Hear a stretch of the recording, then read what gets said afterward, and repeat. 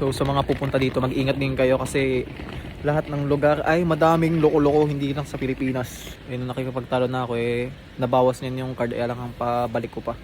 At saka nasa kalagitnaan na din pati kami nung daan.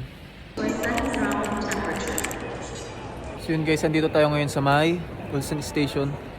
Ito. Kasi pupunta tayo ng Seoul ngayon. So ngayon ay Seoulnal, Chinese New Year. Dapat kayong umaga pa yung alis ko, kaso nga lang kailangan ko munang pahinga kasi galing kami ng trabaho. So ibig sabihin gabi ako pupunta doon. Ngayon guys ay January 28.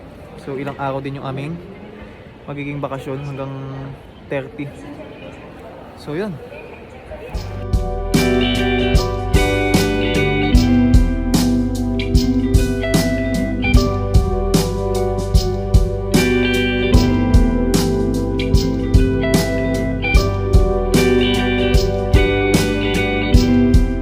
Guys, hindi ko din alam kung ano yung gagawin namin doon. Hindi ko alam kung saan ako gagala. Kailangan din natin ng paggagala. Kaya naman, lalayas na naman ako. Update ko na lang kay mamaya pag pupunta na ako doon. Medyo nakakahiya kasi mag-vlog Ang dami kasing tao. Ano? So pagkadating ko pala doon guys, ay mag-hotel na lang ako kasi medyo malayo yung bahay ng kapatid ko. Well, sako pa rin naman siya ng Gyeonggi-do. Kaso medyo malayo. Kaya ang gagawin natin ay mag-hotel na lang tayo. Kasi ang dami kong ito. Nakapagod maglabit, magpaikot-ikot. So yun guys, medyo matagal pa yung hintay natin. 1 oras pa yung hintay natin. So maghahanap muna tayo ng pwedeng kainan. O kaya pwedeng bilhin. Masarap ito caramel. Saka panulak.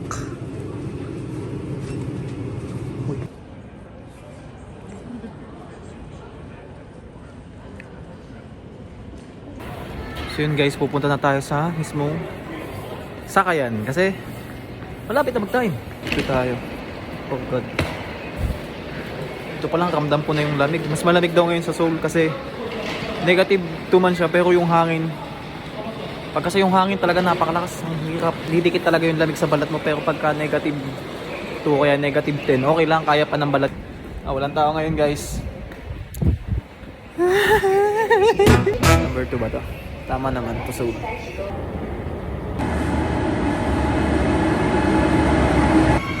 Tap. Sakay na kayo mga koryo.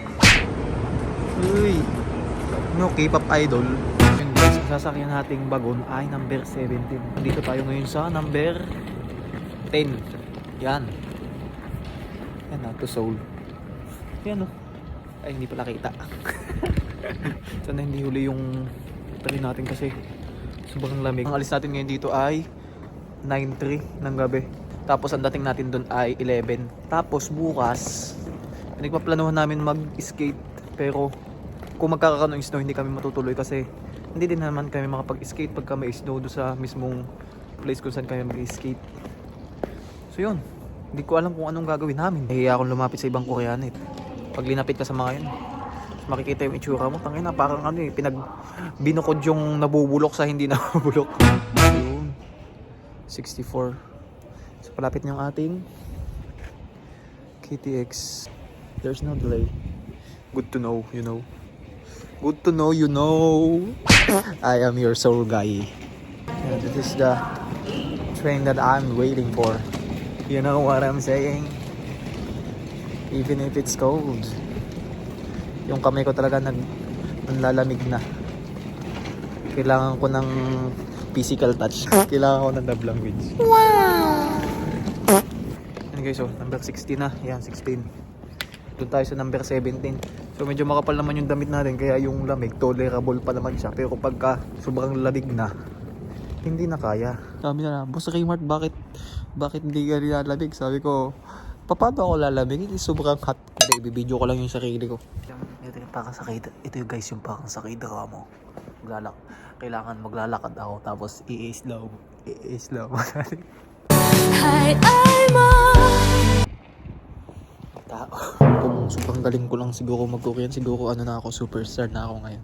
Superstar na ako ngayon ng Tapos yung mga Pilipino, ihuhuyo ko na lang. Ito yung ating train ng 9 minutes. Sa sobrang lamig kasi kaya nagkakaganon. Yun guys, nilalamig na yung aking tainga. Oh, tagal dumating ang ating train.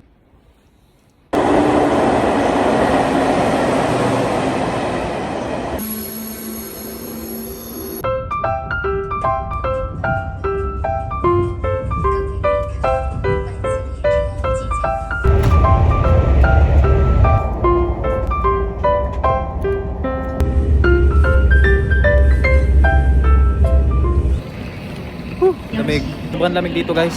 Iba yung lamig dito kaysa doon sa lugar namin sa may Ulsan. Kasi yung Ulsan malapit na siya sa may Busan. So ang gagawin natin ngayon guys ay maghanap tayo ng taxi.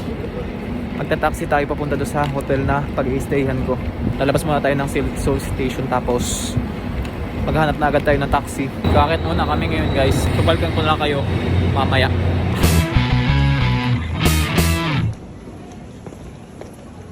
So yun guys, medyo nagutom tayo. Kaya tayo ay nag-McDonald's muna. Kasi alas 12 na ng gabi, nagutom ako bigla. May nakita ako McDonald's, sorry. McDonald's! Nakita ko kasi kanina doon sa may loteria, medyo madaming tao, kaya nagano na lang ako McDonald's. Since nagugutom na din naman ako, dito na lang ako kakain. Patay gutom tayo eh. Burger lang siya, burger. Pangtawid gutom lang ba? Pangtawid gutom.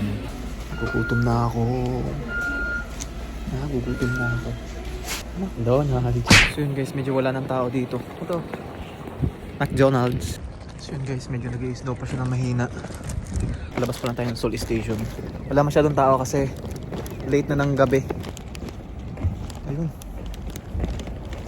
Bukas hindi ko alam kung saan kami pupunta. Kakaiba yung lamig dito kaysa doon sa Ulsan. Dito kasi talaga pagka huminga ka talagang nakikita yung espiritu ng hininga mo eh. Kumbaga bibigyan niya ng buhay yung espiritu ng hininga mo. So magta-taxi na lang ako guys. Bangan ko kayo.